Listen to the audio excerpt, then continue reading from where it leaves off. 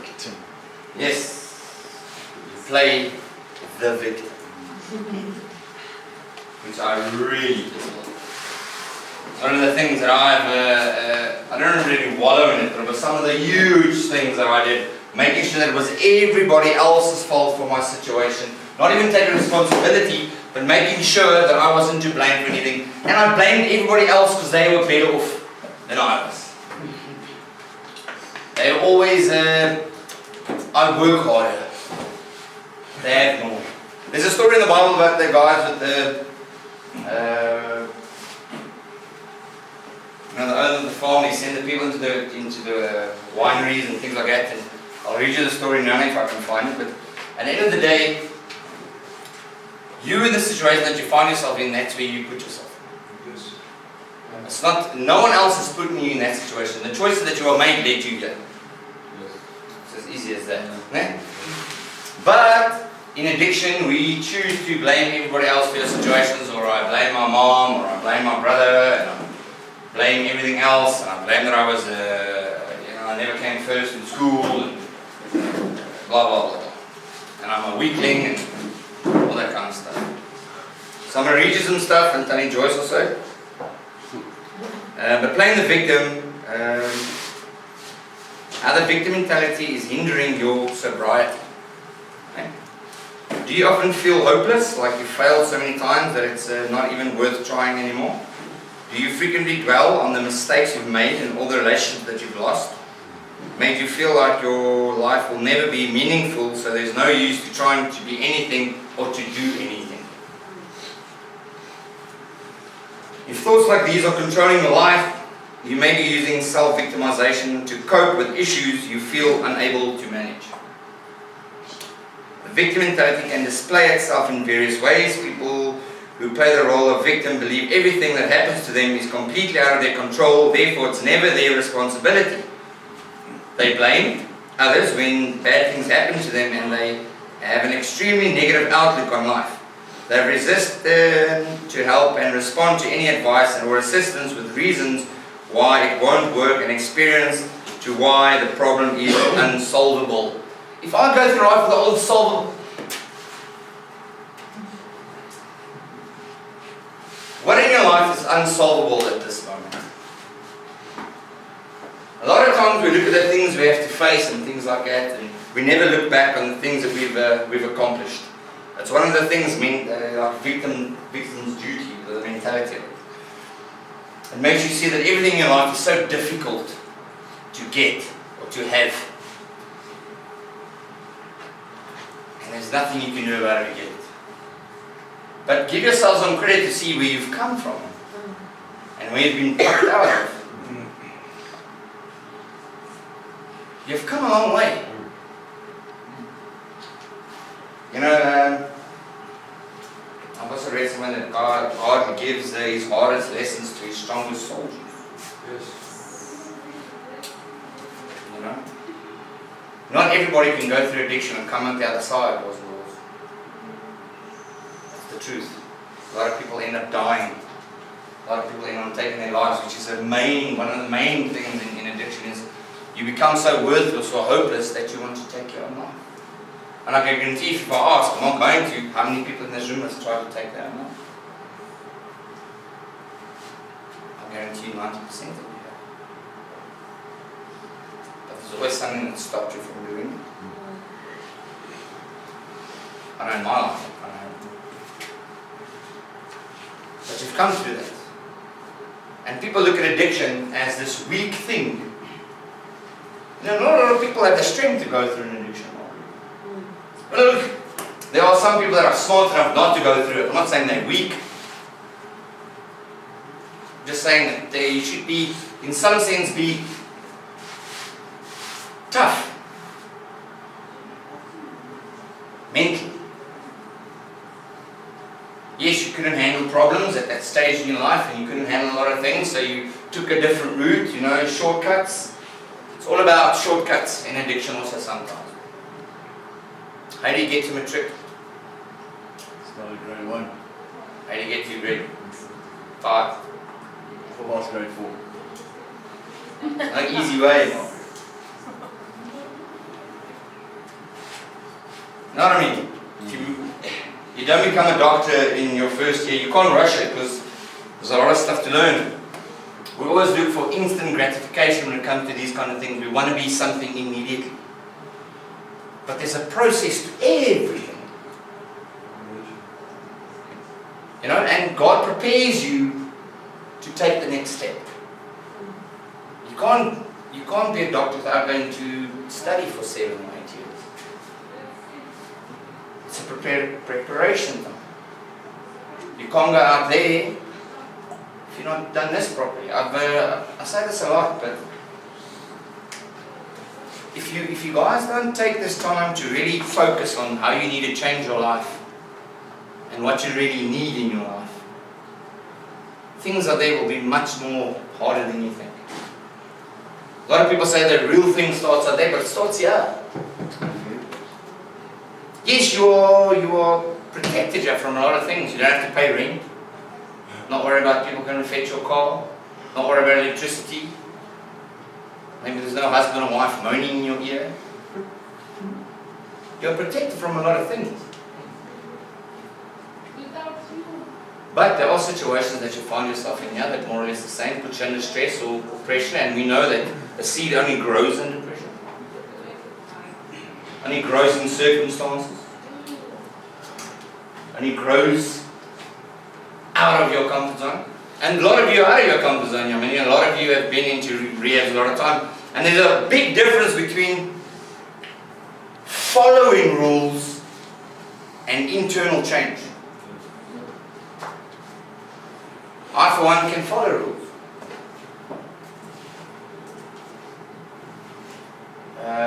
A lot of people, leader-wise, can follow rules. But just because I follow rules doesn't mean I've changed. Guys must have that, it's superficial. Just by following rules, it's a normal thing. It's not something extraordinary. It's a normal thing. You don't need a pat on the back for doing what we ask you to do. Don't make any sense. No. Lawrence myself, he told me once, I felt that I was working harder than everybody on the farm. And he called me aside one day and he said to me, Jacques, what's happening? So I said, bro, I'm feeling tired. You know, it feels like no one has helped me and I have to do all these things and I have to take responsibility for all these things. And, I can't, blah, blah, blah, blah, blah. And he came down and he said to me, do you feel, like we don't appreciate you and stuff like that? I said, sometimes I do feel like that. He said to me, why should I pat you on the back for doing what I ask you to do? What have you done beyond that? That's the truth. Normal things are normal things. People, normal things, when they do them, they want gratification for it. But that's what I asked you to do. You didn't go beyond it. What do you do with a warrior? A warrior here, in this, when we give people on a Friday, we make them warriors. He said they must go beyond. By following rules, when they come asking me, who should warrior and things be and stuff like that, I put guys really excel. Warrior shouldn't be something that we just hand out. It should be something you work towards. And a nice thing to see is when people become warrior, what they do with it. A lot of people check it as made it. Rehab. Done. But it's funny. It's funny. So I'm going to go, there's 9 things here.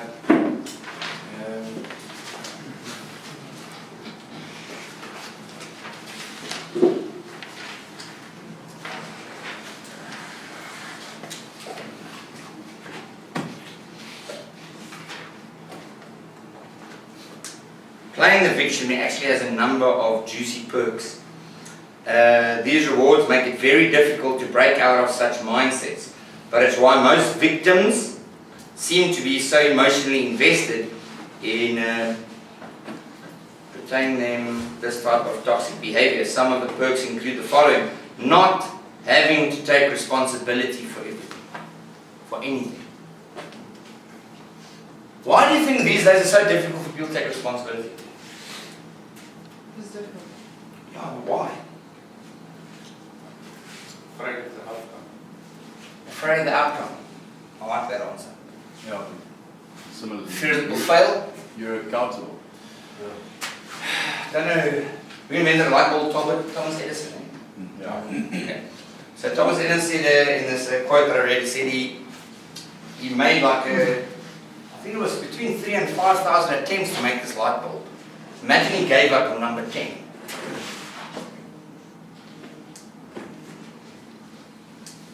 We didn't have a light bulb. And when it was asked, like, yes, it took you 3,000 attempts, yeah, I said, I found a way 3,000 times not how to make my bulb. But if you gave up, not take responsibility for any of those things, we wouldn't have a light bulb today, or we will have it much, much later. But taking responsibility is a huge thing in your life. It's meaning that you're making a choice, and yes, it could fail or not. But it's your choice. And you must live with what happens afterwards. You guys all made a choice to abuse some kind of substance. And it ended you, yeah.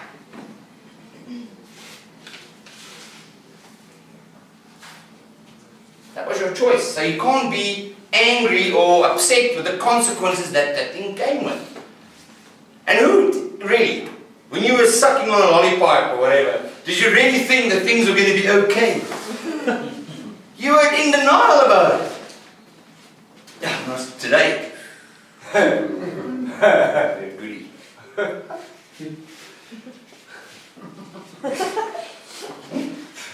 No. Do you guys any know? Yes. Do you guys know any in addiction that's doing well? No. I'm serious. Do you guys know of people that are, yes, I'm flourishing. Things are so good at this moment. Without everything around him, because he's high as a kite, everything around him is like crumbling. It's crashing. Choice that he made. In denial about what the circumstances are. Reality is a totally different thing. Because as soon as reality hits, you get antsy. You get like, you need to get some drugs now. Because reality around me is like, oh no, I can't handle this. I don't know what to do. I'm like, I can handle it and I'm better. But when you're high, the last thing you do is like handle your consequences. So you run away from them, and you teach yourself how to run away from them. And then you're upset because you're sitting in your chair. Why don't give up that kind of thinking just for a little while? For as long as you're here, just for these 6 months, just think that you don't know any better.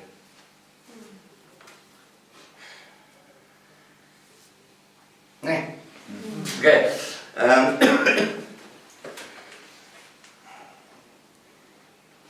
Other people are lavishing you with attention. It's a hard one to get away from, because if I play the victim, I get so much attention. And now I can just manipulate them as I feel so badly. But it's a very ugly heart, that there. A heart condition, very ugly one. I play the victim so I can bring these people that are so vulnerable close, so I can misuse them.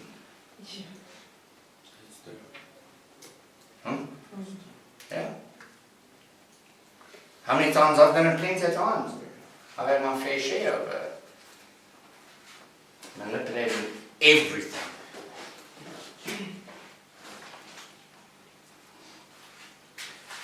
Other people feeling sorry for you.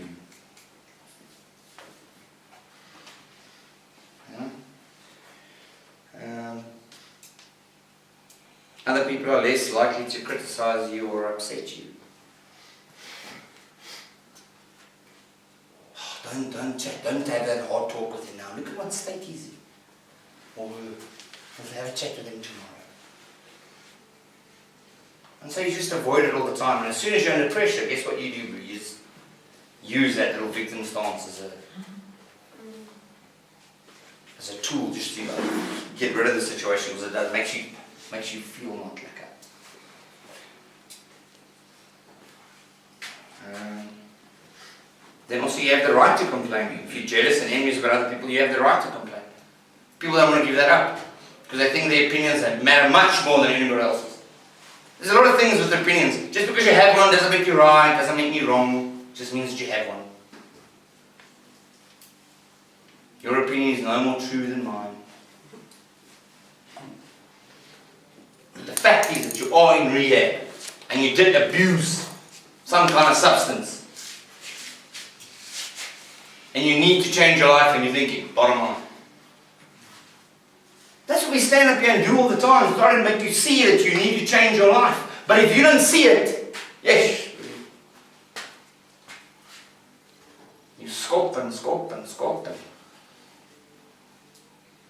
Now there's a new thing, so all this man's camp has to speak English now. So that's like a huge thing. It's like a huge sentimentality thing, and I can just see it brew in this room. You have much more bigger things to worry about than speaking Afrikaans or in your home language in this camp. Much more. Stop focusing on speaking English, my bro. It's the least of your worries. Stop being sentimental. You've made huge damage with your families. They've sent you here and glad that you are here. That should be one of your focus points. Try not to disappoint them again. Are you really going to let something like that stupid hinder you from growing? It's weak. Learn to adapt. Change. Use it to your advantage. But you because you don't want to change, you just a block.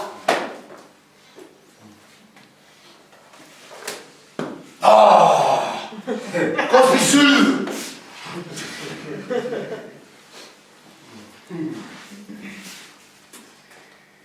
Can't speak Afrikaans. You know, I think Peter told you this, but we had a guy from Spain who he could understand English, but couldn't speak it. When he ducked, could speak English properly. So if they can do it, you can also do it. The thing is, you choose not to. I'm going to use this as a thing to know the reason why I failed, the reason why I relapsed. You won't believe it. The reason why I relapsed is I wasn't going to speak Afrikaans at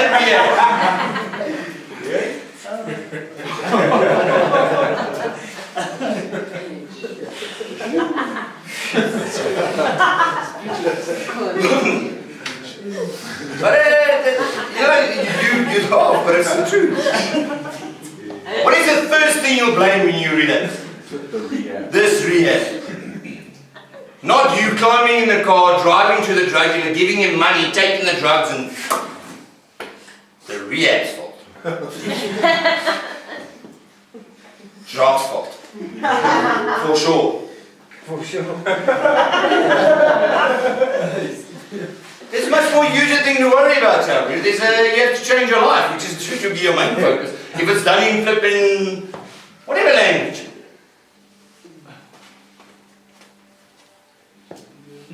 You know what I mean? You know what I'm going to say? You are more likely to get what you want.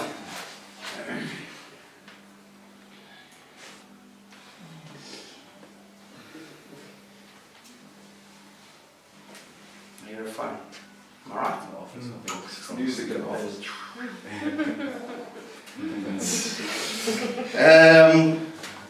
You feel more interesting because you get to tell people all about your story. Because your story is more important than anyone else's. My story is bad. My story. You know, some stories are worse than others, don't get me wrong. But my story was bad for me. Your story is bad for you.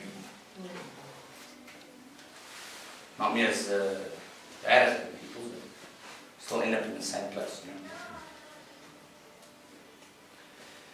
know. You don't have to feel bored because there's too much drama going on. Busyness kills the fire. Busyness kills the fire. If you're busy with the wrong thing, it can distract you from so many other things. So many other things. If you and the devil, you know, the devil does that. He He makes you very busy with the things that you shouldn't be busy with. And so what you do, especially in a place like this, is you lose time. He can steal time from you while you're here. Distract you.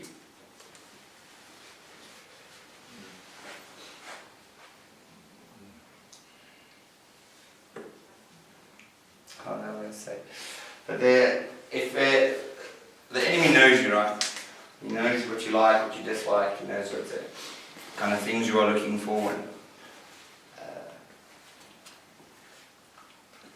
And he starts planting these seeds in your head, and you start seeing this in maybe this person that interests you.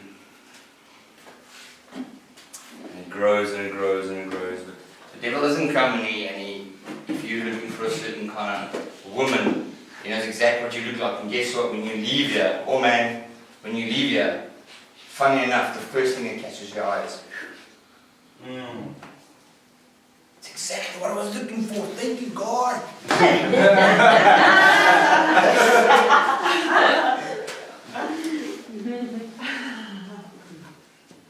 And the other way around. And that's how it distracts you, because then guess what? Where's your focus now? Yes. Not on what you need to do to stay sober, but the thing that you think that you need to stay sober is a relationship. That's not what you need. I told you guys before, if you keep your eyes straight ahead and everything around you, just keep on going and things you need will fall into place there.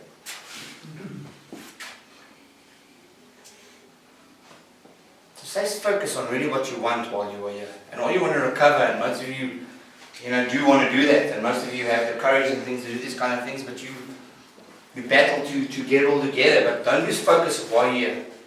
Ask yourself that question, why are you here? And don't give me a little shallow answer like, because I do drugs. There's a reason why you are here. Think about that kind of stuff, because what are you doing otherwise? What are you doing with your time here then?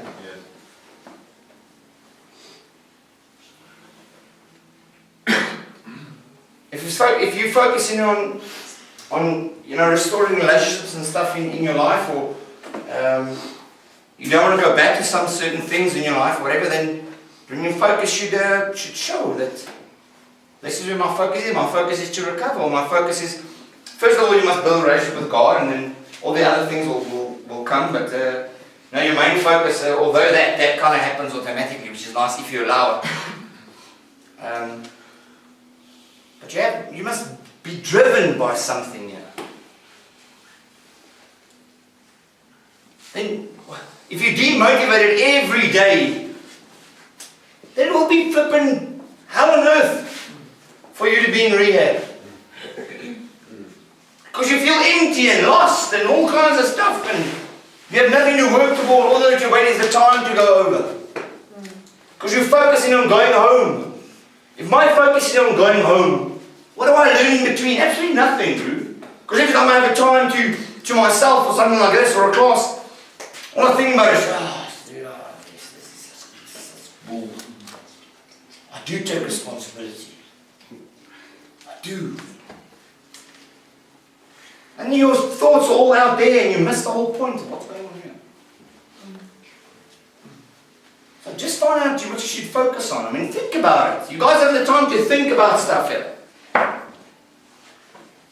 Think about what you want. Stop looking at other people, or how far they've gone, or how far they have to go. All those kind of things. I mean, people leave here, they have jobs. The thing, jealousy and envy and all those kind of things comes down to, there's an unbelief, thinking that God doesn't want to give you these things. It's not from God, jealousy, envy, hatred.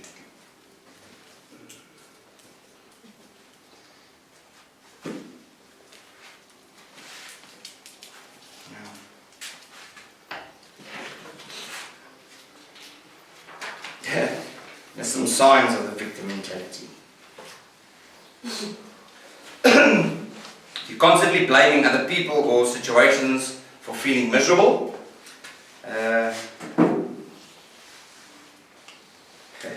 You possess a life is against me philosophy. You're critical. You see your problems as catastrophic and blow them out of proportion. You think others are purposely trying to hurt you. You believe you're the only one being targeted or mistreated. You keep reliving the past pain memories that you made you feel like a victim. Even when things go right, you find something to complain about. Happens a lot, yeah. Yeah. Happens a lot, yeah. You refuse to consider other people's perspective. Because what does that make you? If I give you some kind of perspective, what does that make you? Responsible. Wrong. Wrong. And nobody wants to feel like they're wrong. Not wrong. No wrong, it's my opinion, you know what I mean? But it's the truth, so it makes you wrong, so immediately like, oh, my pride kicks in. I'm not wrong. I'm wrong about nothing. And when you get prideful, get to one of the first thing that goes. Your ability to listen. And with that comes unteachability. You'll become unteachable. And then you don't listen. Doesn't matter what I say. If you're prideful and bust up, it doesn't matter what I say, you don't listen. Or Rolf, or Lucas, or Pastor Kevin, or Vanessa. Pride is not just a man thing, eh? Chickies.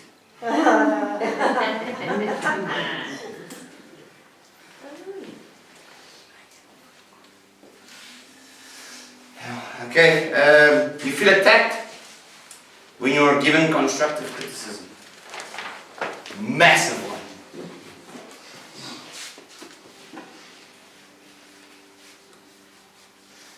I tell these monitors and things all the time, if you correct someone, make sure it comes from the right place, otherwise just keep quiet. Make sure that when you correct, it comes from the heart, and it's a way out of love, because that's how you correct people. It's from a place of correcting them so they can grow, not to break them down. It's a huge thing for me. But a lot of people, as they take that, the heart's right, but because you've been told what to do. And you've been told something that you do wrong. So immediately you're offensive, like, oh no, you don't know what you're talking about. Instead of just listening to what's being said. Immediately you puff up, your ears disappear, you don't listen, so it's an attack on you. From the enemy. You believe you're not responsible for what happens in your life. Others are. You believe that everyone is better off than you.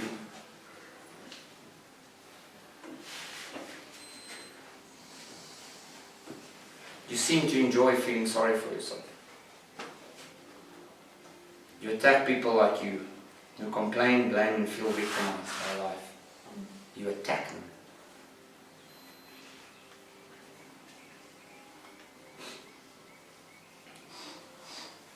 You enjoy sharing your tragic stories with other people. You have the habit of blaming, attacking, and accusing those you love for how you feel. You feel powerless to change your circumstances. You expect to gain sympathy from others. When you don't get it, you feel upset. You refuse to analyze yourself to improve your life. You tend to one-up people when it comes down to sharing traumatic experiences. That's not that bad, listen to this.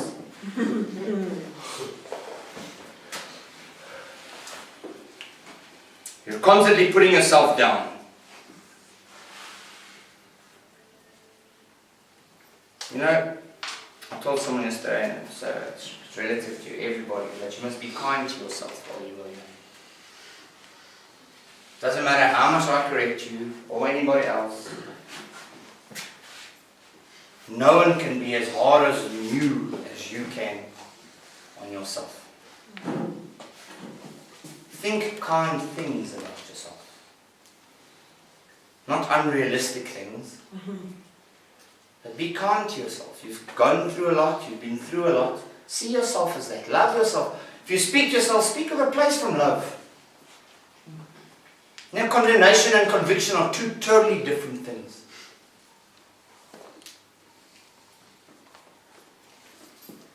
You've been through a lot, man.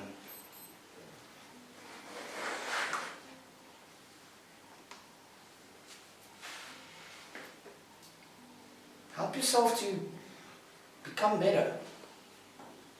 Remain teachable. Have the courage to go through things. You are not alone. So I read something cool the other day.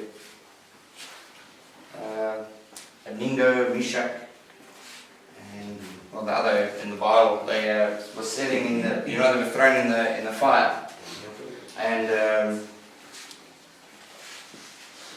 they didn't burn also. But there was a fourth guy in with them, and it was Jesus. And then this person wrote that in that story, God didn't take away the flames. He just gave them Jesus.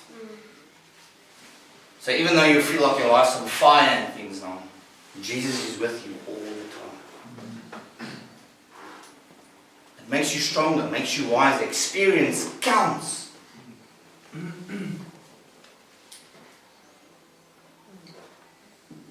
So if you find yourself in the fire, just reach out your hand.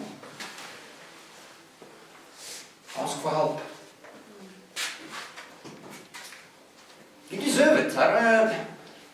You deserve to change your life. You deserve it. You deserve to change your circumstances. You deserve these things. But focusing on other people, how far they've come or how much they have, will hinder you. Focus on yourself while you're here. I mean, it's easy to see what's wrong with everybody else. If I'm only focused there, but I don't want to focus on myself. So if you do this right, you'll never have 6 months again to focus on yourself.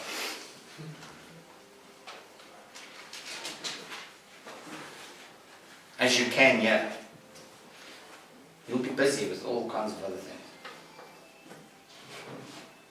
Hopefully changing other people's lives.